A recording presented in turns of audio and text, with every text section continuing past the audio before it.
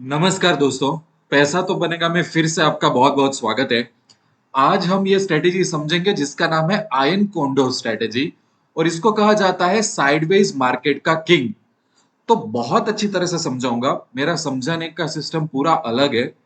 आप जब ये वीडियो पूरा देख लोगे तो एज अ बिगिनर या तो आप ऑप्शन में जो नए हो, स्ट्रगल कर रहे हो, राइट, और आप पोजिशनल ट्रेडिंग सीख रहे हो, तो आपको मैं इस तरह से समझाऊंगा कि आप पूरी लाइफ में ये भूल नहीं पाओगे।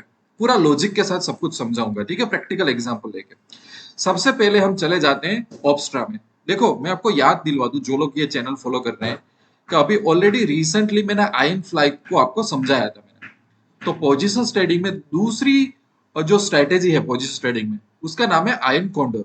तो आज वो समझ रहे हैं, ठीक है। धीरे धीरे बहुत अच्छी तरह से समझाऊंगा, पेशेंस रखना सिर्फ। मैं ऑब्स्ट्रा की साइड में आ गया हूँ। ऑब्स्ट्रा में इसलिए यूज कर रहा हूँ, थोड़ा इजी है। बाकी आजकल हर एक ब्रोकर की सिस्टम में आप स्ट्रेटेजी तो बना ही सकते हो। देखो, मैंने लिखा था कि ये साइडवेज मार्केट का किंग है, ये आयन कोंडर। तो वो समझाऊंगा कि ये भी क्यों है। और दूसरा, नाम से मत डरो। आयन फ्लाइट नाम देख के डर गए, आयन कोंडर नए नए हो डर जाते हो, ऐसा मत करो। मैं आपको लॉजिक के साथ समझाऊंगा। सबसे पहले, ये स्ट्रेटेजी कहां से आई? ये स्ट्रेटेजी आई है शॉर्ट स्ट्रेंगल में से। स्ट्रेटेजी का ओरिजिन जानोगे तो लॉजिक पता चलेगा, तो लाइफ में भूल नहीं पाओगे, ठीक है। अब शॉर्ट स्ट्रेंगल क्या है? शॉर्ट स्ट्रेंगल के ऊपर मैं क्लिक करता हूं तो यहां पे मैं सेल करके बैठ जाता हूं। मैं आपको बताता हूं कि शॉर्ट स्ट्रेंगल का ग्राफ कुछ इस तरह से बनता है।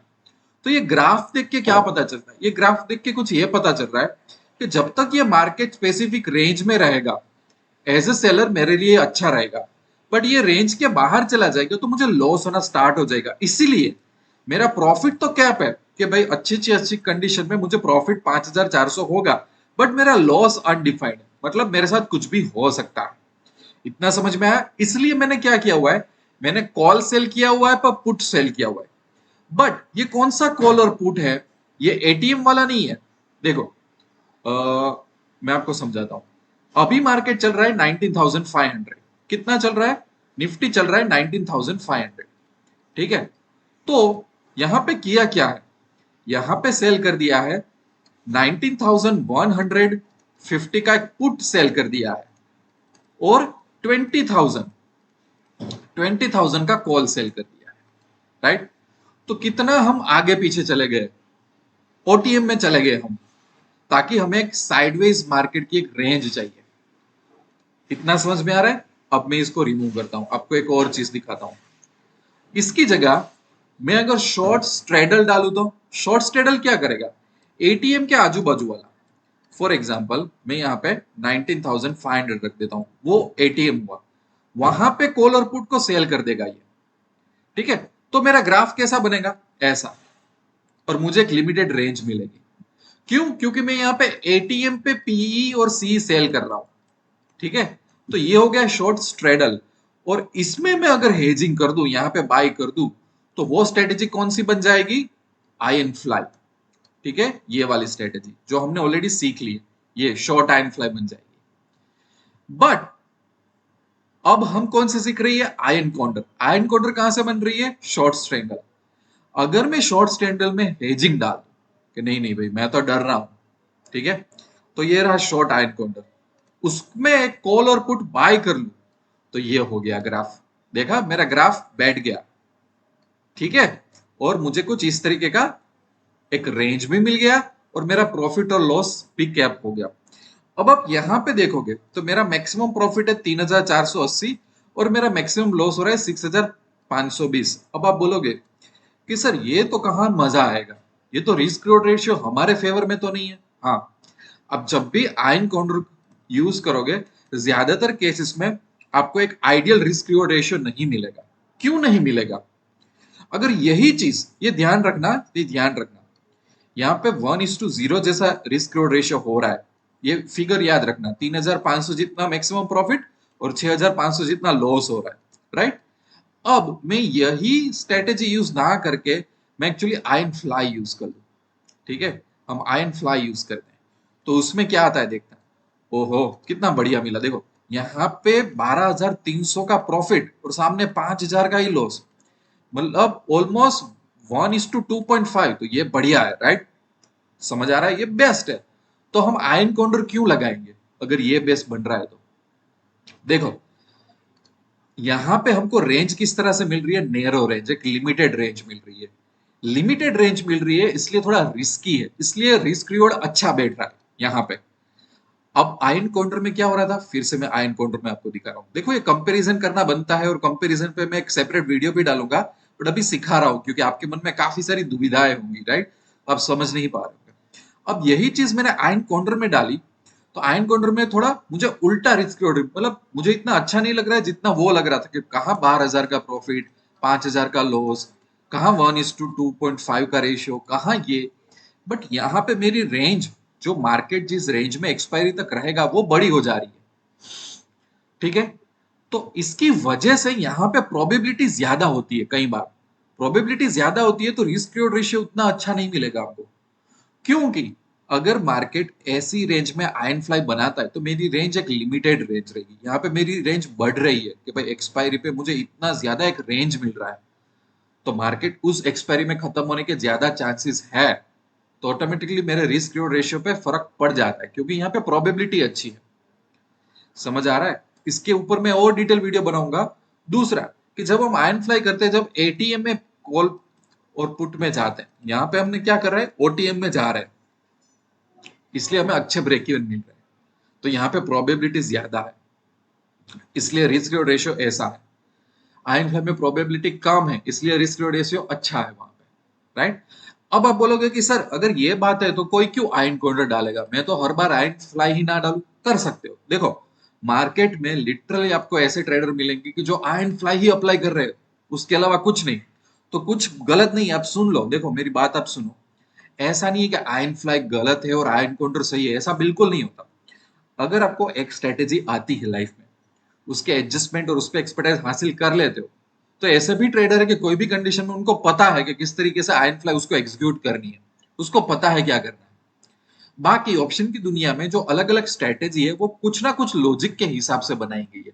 अब ऐसा हम नहीं कह सकते कि क्या आयन फ्लाई सही है कि आयन काउंटर, डिपेंड आप कैसे ट्रेडर हो, आपकी एक्सपर्टाइज कितनी है, आपकी पर्सनालिटी को क्या सूट करता है। हो सकता है आप धीरे धीरे ये सब स्ट्रेटेजी जानो, 6-12 महीने में आप ये कंक्लूड करो कि सर भले दुनिया भले आयन फ्लाई फॉलो करती हो, मेरे को तो ये स्ट्रेटेजी जम गई है, मेरा माइंड इसमें बैठ गया है, मुझे पता चल रहा है कि इसमें क्या करना क्या नहीं करना। आपका लॉजिक क्या है, आपको घर में पैसा लाना है, अब पैसा कौन सी स्ट्रेटेजी से आता है, आप क्या फॉलो करें वो मैटर नहीं करता, और ये सब आपको कोई नहीं सिखाने वाला। दूसरी बात बताऊं मैं, एक और रीजन कि भाई क्यों आयन काउंटर हम अप्लाई करते हैं। देखो आयन फ्लाई क्या है बताए, आप कभी भी कहीं पे भी एग्जीक्यूट कर सकते हो। हाँ, आपको प्रीमियम का ध्यान रखना होता है, वेगा का ध्यान रखना होता है, थेटा, ये तो नॉर्मल है, ऐसा नहीं कि आंख बंद करके एग्जीक्यूट करना है। बट आयन फ्लाई वाला जो ट्रेडर होता है उसमें वो कॉन्फिडेंस होता है कि मार्केट अगर कोई साइड भी चला गया मैं उसको एडजस्ट कर लूंगा। आयन काउंटर में क्या होता है, जैसे कि ये निफ्टी है, ठीक है? अब ये निफ्टी का एक मैं 4 आवर का चार्ट निकाल रहा हूँ, ठीक है? अब आप देखो कि निफ्टी कई बार एक रेंज में, यहाँ पे एक रेंज बन रही है कि भाई मार्केट ऊपर आया, उसके बाद काफी दिनों तक ये रेंज में रहा, राइट? तो कम से कम मुझे वीकली में एक बॉक्स वाली एक रेंज मिल जाएगी तो मैं एक डिसीजन ले पाऊंगा। मैं क्या डिसीजन ले पाऊंगा? हाँ, मुझे लग रहा है कि मार्केट 18,900 से लेके 19,300 की रेंज में रहेगा। कई बार ऐसी रेंज निकल के आती है क्योंकि वो एक जाल में फंस चुका होता है, राइट? तो मैं वो रेंज एस्टेब्लिश करके यहाँ पे आयन काउंटर डाल सकता हूँ। क्यों? क्योंकि वो साइडवेज मार्केट हो गया है, साइडवेज मार्केट हो गया है, मुझे ओटीएम में जाना बेहतर लग रहा है, जब मैं सेल करूँ तो हेज करूँ तो, और मुझे एक रेंज मिल रही है। अगर मुझे रेंज लिटरली चार्ट में मिल रही है तो बेटर है कि मैं आयन काउंटर में चला जाऊं, क्योंकि आयन काउंटर में मुझे ये रेंज अच्छी तरह से प्रॉफिट कैप्चर करने में हेल्प करेगी मेरी एक्सपायरी तक, राइट? चाहे वीकली हो मंथली हो। तो जब जब ये मार्केट में लिटरली हमें कोई रेंज मिल जाती है जहां पे मार्केट कंसोलिडेशन में होता है, बोरिंग फेज में होता है, जहां पे हमको लग रहा है कि बहुत बड़ी मूवमेंट नहीं आने वाली, उस केस में प्रोबेबिलिटी के हिसाब से आयन काउंटर यूज किया जा सकता है, ठीक है? अब इसका मतलब ये नहीं कि वहां पे आयन फ्लाई नहीं यूज किया जा सकता, बट अगर आप सोचो कि मार्केट का रेंज में फंस गया है तो उसमें ज्यादातर चांसेस ये है कि क्यों आपको एटीएम में भी कई बार अच्छे प्रीमियम नहीं मिल रही, क्योंकि वोलाटिलिटी भी बोरिंग हो जाएगी। तो आप क्यों खामखा आयन फ्लाई में जाओगे और एडजस्टमेंट करोगे, राइट? आपको एडजस्टमेंट आपको कम करने हैं। तो आप अगर आप रेंज पहचान पा रहे हो कि भाई मार्केट बोरिंग है, कंसोलिडेशन है, तो बेटर है कि आप आयन काउंटर में चले जाओ, क्योंकि वो उसके लिए ही बना है, राइट। सो इसलिए इसको साइडवेज मार्केट का किंग कहा जा सकता है, ठीक है। दूसरा, अगर मैं बैंक निफ्टी में जाता हूं और ये 4 आवर का चार्ट है, तो कई बार आप देखोगे कि भाई बड़ी बड़ी रेंज बनती है। कई बार 1 आवर का चार्ट अगर आप डिसाइड करते हो तो उसमें भी आपको रेंज मिल जाती है कि भाई मार्केट देखो, ये जो एक रेंज बनी है, यहाँ पे उसने हाई मार लिया था, ठीक है। अब ये इसको हाई को क्रॉस करने के चांसेस कम, ये आपको प्राइस एक्शन एनालिसिस से पता चलेगा, राइट। और ये नीचे एक रेंज में ये फंस गया, ठीक है। कई बार जब हम प्राइस एक्शन पढ़ते हैं, राइट, अगर आपको प्राइस एक्शन का अच्छा खासा नॉलेज हो, तो आपको पता है कि भाई मार्केट एक रेंज में फंस रहा है बहुत ज्यादा उसको टाइम लगेगा ऊपर की या तो नीचे की साइड की रेंज तोड़ने का। तो आप वो एक डिसीजन लेके वीकली बेसिस पे, मंथली बेसिस पे एक अच्छा आयन काउंटर बना सकते हो। सो आयन काउंटर का मेन लॉजिक क्या होता है कि भाई आपको क्या एक रेंज मिल रही है। देखो जैसे यहाँ पे मार्केट किस तरह से फंसा था कि भाई नीचे जा रहा है, ऊपर जा रहा है, नीचे जा रहा है, ऊपर जा रहा है, राइट। तो अपने को यहाँ पे पता चल गया कि चलो भाई यहाँ पे एक रेजिस्टेंस है, अपने देख लिया, यहाँ से अपने को पता चल गया, और नीचे अपने को पता है यहाँ पे सपोर्ट है। ये मुझे तब तक पता नहीं था जब जब तक इसने किया नहीं, पर यहाँ से मुझे पता चलने लगा। तो ये इतना टाइम वेस्ट कर रहा है, तो क्या इसका मैं थेटा डी के निकाल सकता हूँ, बेनिफिट निकाल सकता हूँ, प्रीमियम खा सकता हूँ? खा सकते हैं, क्यों नहीं खा सकते। तो अगर मुझे मार्केट की ऊपर या नीचे की अच्छी रेंज मिल रही है, और अगर मैं आयन काउंटर उस टाइम पे एस्टेब्लिश करता हूँ, और मेरा कैलकुलेशन सही जा रहा है कि नहीं, मुझे लग रहा है कि भाई सही तरीके से मुझे थेटा वेगा सब कुछ मिल रहा है, तो बेटर है कि मैं आयन काउंटर में चला जाऊं, ना कि आयन फ्लाई में, right. So it really depends कि आप क्या सोचते हो। एज ए ट्रेडर जब आपको एक्सपीरियंस है तो आप काफी सारी स्ट्रेटेजी के साथ खेल सकते हो, राइट। सो ये तरीका होता है, कोई भी अगर आप स्टॉक में भी अगर ये आयन काउंटर अप्लाई करना चाहते हो, तो ज्यादातर लोग एक रेंज ढूंढते हैं कि भाई वो रेंज तोड़ने के मार्केट चांसेस कम लग रहा है साइडवेज, तो मैं ओटीएम से काम चला के आयन काउंटर कर। समझ आ रहा है? तो बस यही आयन काउंटर स्ट्रेटेजी, इसके लिए उसको साइडवेज मार्केट का किंग कहा गया है। कई बार इसमें एडजस्टमेंट बहुत कम चाहिए, क्योंकि रेंज हमको बड़ी मिल रही है compare to ion fly. Ion fly में रेंज कम है, कभी भी मार्केट इस साइड उस साइड पलट जाए तो हमें एडजस्टमेंट में जाना पड़ता है। तो जहां पे साइडवेज मार्केट हमारा क्लियर हो, तो अगर हमें कुछ अच्छा कैलकुलेशन यहाँ पे जम रहा है कि भाई मेरा डेल्टा भी न्यूट्रल है, थेटा भी अच्छा मेरे को मिल रहा है, अच्छा खासा प्रीमियम खाने को मिलेगा, मार्केट बोरिंग जोन में चला गया है, क्यों मैं ज्यादा मेहनत करूं, तो आप यह स्ट्रेटेजी डाल सकते हो। अंडरस्टैंड? बाकी सब लॉजिक आयन फ्लाई के सेम ही है यहाँ पे, आयन फ्लाई के जैसे ही कि भाई थेटा हमारे फेवर में होना चाहिए, वेगा हमारे फेवर में होना चाहिए, तो वो सब चीजें चलती रहेगी, उसमें कुछ बदलाव नहीं है, राइट। सो अब मैंने आपको दो चीजें समझा दी, आयन फ्लाई का बेसिक समझा दिया मैंने आपको, और मैंने आपको समझा दिया आयन काउंटर का, राइट। और अगर मुझे इस ऐसी स्ट्रेटेजी को एग्जीक्यूट करना है, तो बस इनिशियल स्टेज में ऐसे सॉफ्टवेयर में यूज कर सकता हूँ। बाकी ऐसा नहीं है, बाकी आपको एक रेंज मिल गई, और रेंज के ब्रेक इवन पॉइंट पे अगर आप कॉल और पुट बाय कर लो, तो वो आपका हेजिंग हो गया कि भाई आपको लॉस से बचना है, बाकी और कुछ नहीं है, राइट। अब मैं एक दो और स्ट्रेटेजी समझा के दूसरे वीडियोस में सीधे हम एडजस्टमेंट्स की तरफ भी जाएंगे, और एडजस्टमेंट का भी बेसिक मैं आपको समझाऊंगा कि एडजस्टमेंट क्या होते हैं, क्यों करते हैं। काफी लोगों को ये सब बेसिक चीजें पता ही नहीं होती। दूसरा कि जैसे कि अगर आपको इसको लाइव मार्केट में एग्जीक्यूट करना है, तो हमेशा बास्केट ऑर्डर पे जाओ, आपकी स्ट्रेटेजी का नाम लिख दो, और फिर यहाँ पे, जैसे कि यहाँ पे हमको क्या मिल रहा है मैं आपको बता देता हूँ। जैसे कि मैं ये 31 अगस्त में क्रिएट कर रहा हूँ, राइट। सो मेरे को सेल क्या करना है, तो जैसे कि 20,100 का मेरे को कॉल सेल करना है, तो मैंने आपको ये सिखा दिया है, बट फिर भी मैं आपको सिखा रहा हूँ कि भाई निफ्टी 20,100, और उसका मुझे अगस्त का मुझे कॉल सेल करना है, राइट। तो ये रहा कॉल, और इसको मैं सेल कर देता हूँ मार्केट प्राइस से, ठीक है। तो ये मैंने सेल कर दिया। उसी तरह से अगर दूसरा मेरा पी सेल करना था मुझे, सॉरी ये बाई था, 20,100 वाला बाई था, ये सेल था 19,900 वाला, तो इसको मैं डिलीट कर देता हूँ, आप डिलीट भी कर सकते हो। तो निफ्टी 19,900 वाला कॉल मेरे को सेल करना है, राइट। यहाँ पे चला जाता हूँ मैं मार्केट प्राइस में, मैं इसको ऐड कर देता हूँ, ठीक है। फिर मुझे और क्या सेल करना है, 19,250 का पी, ये रहा। तो निफ्टी 19,250 का पी मुझे सेल करना है यहाँ पे, ठीक है। तो इसको भी मैं सेल कर देता हूँ, और मुझे बाय क्या करना है, 20,100 का कॉल बाय करना है।